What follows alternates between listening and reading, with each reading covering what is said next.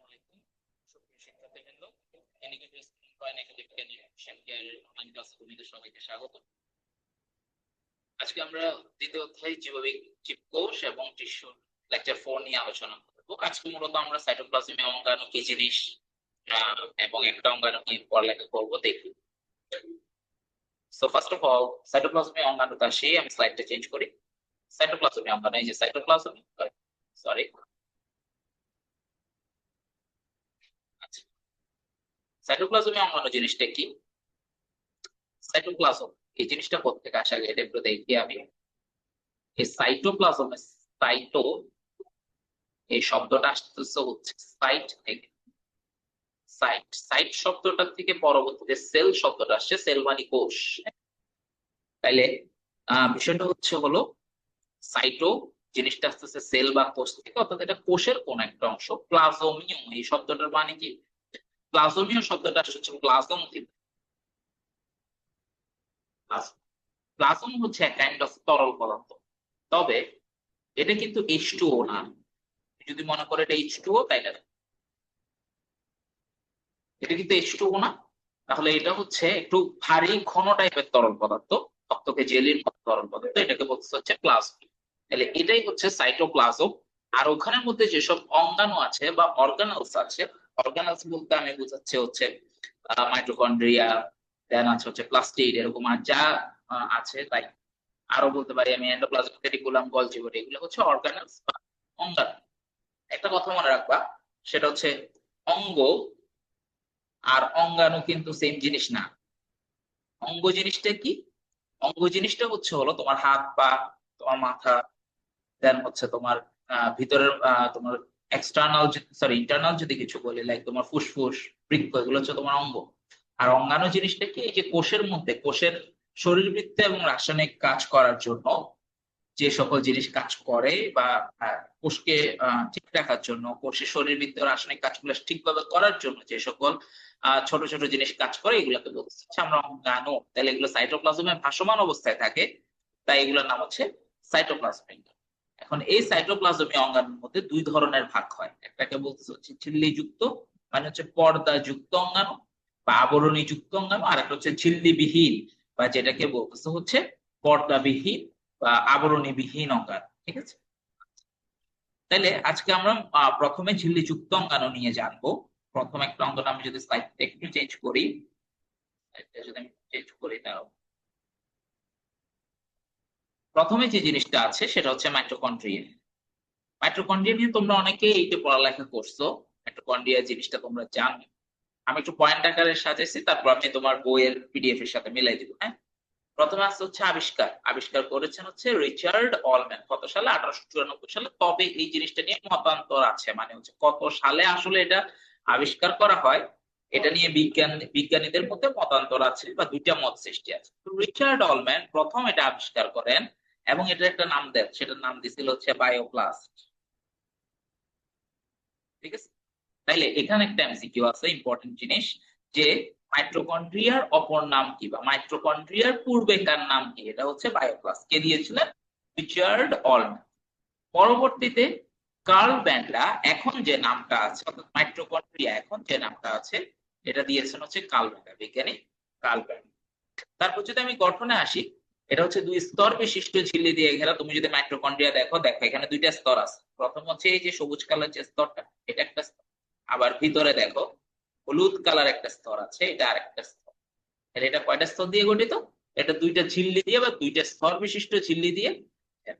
ভেতরের স্তরটি ভেতরের দিকে ভাঁজ হয়ে থাকে, ভেতরের স্তরটি ভেতরের দিকে ভাঁজ হয়ে থাকে, একে বলা হয় হচ্ছে ক্রিস্টি। তাহলে ক্রিস্টি কোনগুলা? এই যে ভেতরের দিকে আঙ্গুলের মতো যে অভিক্ষেপ, এই জিনিসগুলাকে বলতেছে হচ্ছে ক্রিস্টি। আর এই ক্রিস্টির গায়ে বৃত্তযুক্ত গোলাকার বস্তু থাকে, যেগুলোকে বলতেছে হচ্ছে অক্সিজম। এই যে অক্সিজম, এই ছোট ছোট যে গোলাকৃতির জিনিস আছে, এগুলো হচ্ছে অক্সিজম। আচ্ছা, অক্সিজম জিনিসটা কি? অক্সিজম জিনিসটার মধ্যে হচ্ছে এনজাইম আছে। এনজাইম,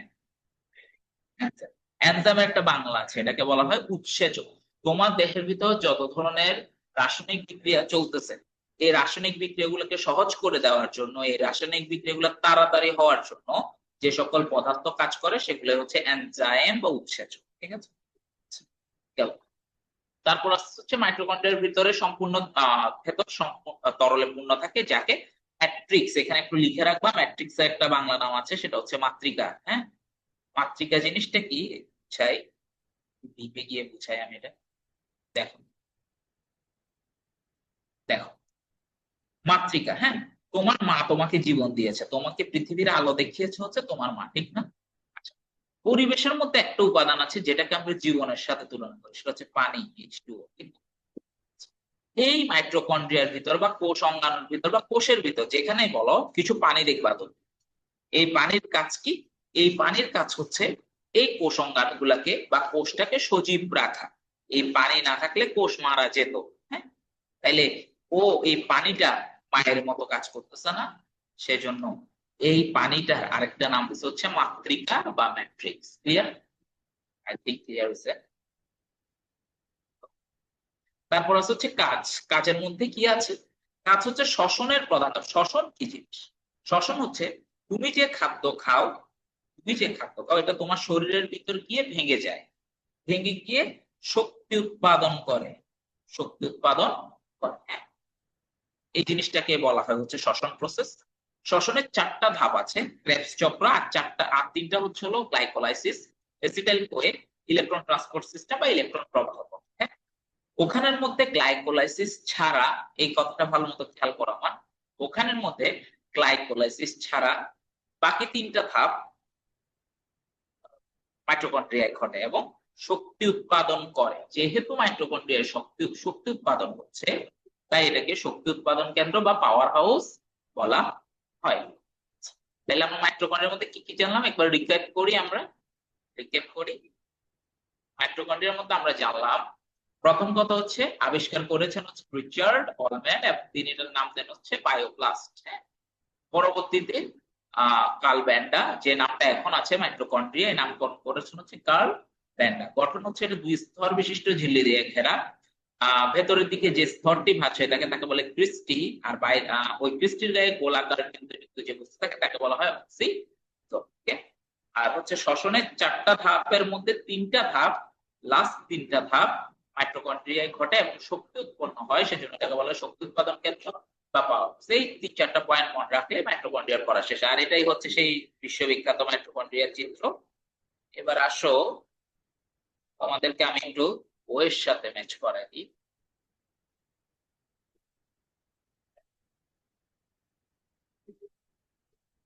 বইয়ের সাথে ম্যাচ করাই দিই।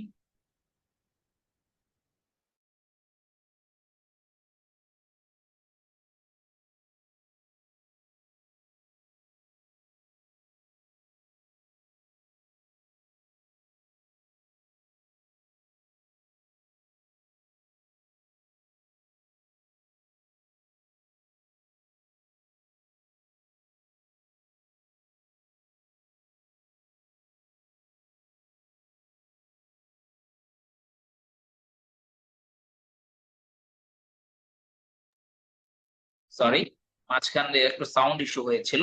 আচ্ছা, দেখো আমরা কি কি পড়েছি, এই যে সাইটোপ্লাজমীয় অঙ্গাণু, সাইটোপ্লাজমীয় অঙ্গাণু পড়েছি, জেলির মতো বস্তু সাইটোপ্লাজম পড়েছি, ঝিল্লি যুক্ত অঙ্গাণু, ঝিল্লি বিহীন অঙ্গাণু বলেছি আমি এগুলা। আচ্ছা, আর কি কি আছে? এই যে ঝিল্লি যুক্ত সাইটোপ্লাজমীয় অঙ্গাণুর মধ্যে প্রথমটা হচ্ছে হলো মাইটোকন্ড্রিয়া। হ্যাঁ, এই যে বললাম না এখানে মতান্তর আছে, 1886 অথবা মতান্তরে 1894 রিচার্ড অলম্যান নামকরণ করেছিলেন বায়োপ্লাস্ট। পরবর্তীতে কার্ল ব্যান্ডা, ওনার পুরো নাম হচ্ছে কার্ল ব্যান্ডা, এখানে শুধু ব্যান্ডা লিখেছে, উনি হচ্ছে প্রচলিত নামটা দিয়েছেন, অর্থাৎ মাইটোকন্ড্রিয়া নামটা দিয়েছেন। দুই স্তর বিশিষ্ট আবরণী বা ঝিল্লি দিয়ে ঘেরা বলেছি আমি এটা।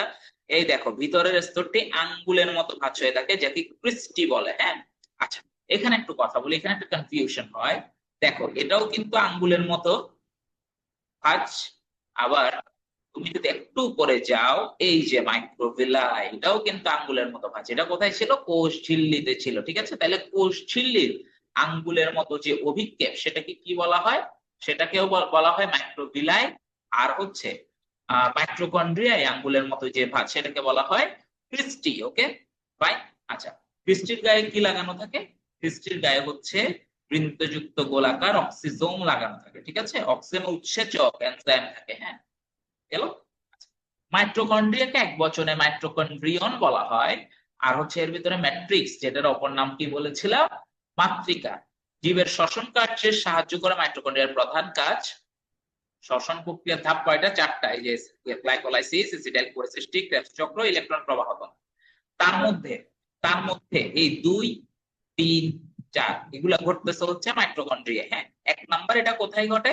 1 নাম্বার এটা ঘটে হচ্ছে সাইটোপ্লাজম। এখান থেকে এমসিকিউ আসতে পারে যে কোনটা মাইটোকন্ড্রিয়ায় ঘটে, কোনটা মাইটোকন্ড্রিয়ায় ঘটে না, কোনটা সাইটোপ্লাজমে ঘটে, কোনটা সাইটোপ্লাজমে ঘটে না।